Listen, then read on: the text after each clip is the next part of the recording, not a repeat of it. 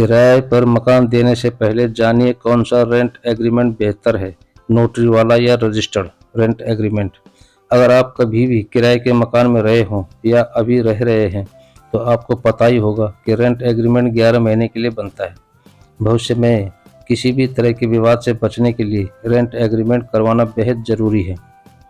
आपने किरायानामा यानी rental agreement का तो नाम सुना ही होगा।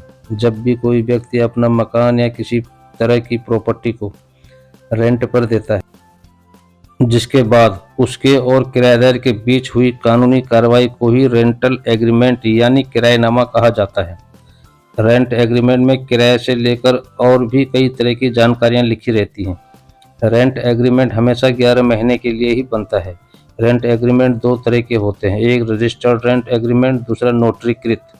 आपको यह एग्रीमेंट करने से पहले पता होना चाहिए कौन सा ज़्यादा बेहतर ऑप्शन है। अब आप पूछेंगे कि क्या रेंट एग्रीमेंट भी अलग अलग होते हैं? जी हाँ, आज मैं इन्हीं के बारे में आपको जानकारी देने जा रहा हूँ। किराए पर संपत्ति देते समय यदि पट्टा 11 महीने से अधिक का है तो रेंट एग्रीमेंट पंजीकृत या नोटरी की मोहर वाला होना अनिवार्य है। हालांकि अगर संपत्ति 11 महीने से कम समय के लिए किराए पर दी जाती है तो समझौते को नज़रअंदाज किया जा सकता है। ऐसे दौर में जब किराएदारों को लेकर विवाद तेजी से बढ़ रहे हैं, रेंट एग्रीमेंट कराना जरूरी है। एक बार जब दोनों पार्टियां समझौते में लिखे नियमों और शर्तों पर सहमत हो जाते हैं तो उनकी आपसी सहमति के बिना इसे बदला नहीं जा सकता। रेंट एग्रीमेंट को रजिस्टर करने से भविष्य के विवादों को लेकर दोनों ही पार्टियों के हित सुरक्षित हो जाते हैं। नंबर 1, नोटरीकृत रेंट एग्रीमेंट। नोटरीकृत एग्रीमेंट एक सार्वजनिक नोटरी द्वारा हस्ताक्षरित एक स्टैम्प पेपर पर मुद्रित रेंट एग्रीमेंट है। भारत में सार्वजनिक नोटरी प्रमुख रूप से वकील और अधिवक्ता है। नोटरीकृत एग्रीमेंट के मामले में नोटरी दोनों पक्षों की पहचान और दस्तावेजों की पुष्टि करता है। दोनों पक्षों को इस प्रक्रिया के लिए नोटरी के सामने पेश होना होता है।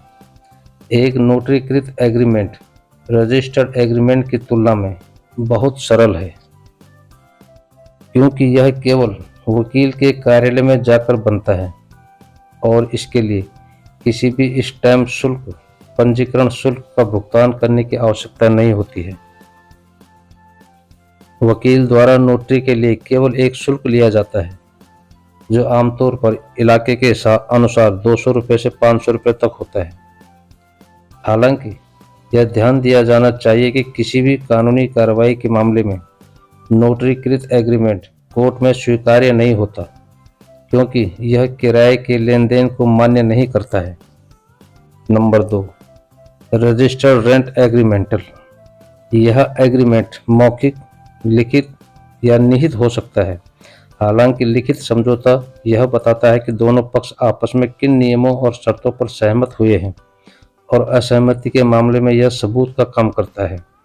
रजिस्टर्ड रेंट एग्रीमेंट एक स्टैम्प पेपर पर मुद्रित और क्षेत्र के उप पंजीयक के साथ पंजीकृत एक किराया समझौता है। कुछ शहर राज्य ऐसे दस्तावेजों के ऑनलाइन पंजीकरण की सुविधा प्रदान करते हैं। रेंटल एग्रीमेंट रजिस्टर कराने का यह अहम फायदा है कि यह कानूनी सबूत के तौर पर काम करता है और भविष्य में किसी भी कानूनी विवाद से मकान मालिक को बचाता है। यदि रेंट एग्रीमेंट रजिस्टर्ड नहीं है तो केंद्र सरकार के साथ साथ विभिन्न राज्य सरकारों के रेंट कंट्रोल एक्ट के प्रावधान लागू नहीं होते। अगर 11 महीने से ज़्यादा वक्त के लिए किराएदार को संपत्ति देनी है तो सारी प्रॉपर्टीज को रजिस्टर कराना होगा। 11 महीने से कम के एग्रीमेंट में रजिस्ट्रेशन की जरूरत नहीं है। तो दोस्तों, यह थी आज की जानकारी। अगर कहानी पसंद आई हो तो लाइक और सब्सक्राइब करना न भूलें ताकि जब मैं नया वीडियो अपलोड करूं तो उसका नोटिफिकेशन आप तक पहुंच जाए। कल फिर मिलेंगे एक नए वीडियो के साथ। तब तक अपना ध्यान रखें, खुश रहें। जय हिंद, नमस्कार।